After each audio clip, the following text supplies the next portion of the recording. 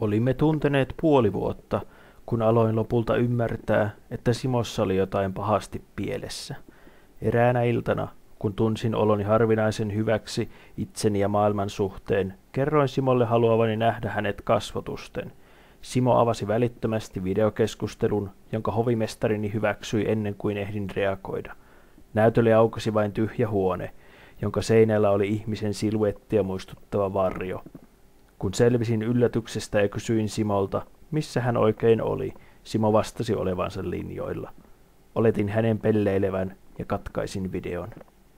Pari viikkoa myöhemmin Simo kertoi haluavansa nähdä minut ja vastasin videopuheluun epäröiden.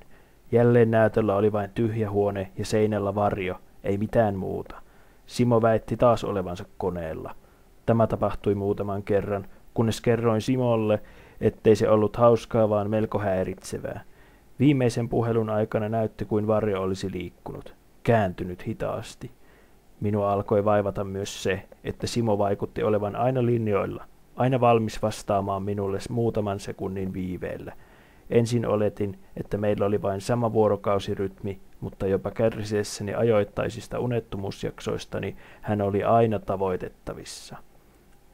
Kun kertaalleen kysyin häneltä vitsinä, että milloin hän oikein nukkui, Simo sanoi, silloin kun sinäkin, Henri. Vastaus oli oudon aavemainen, mutta en silloin ymmärtänyt, mitä se merkitsi.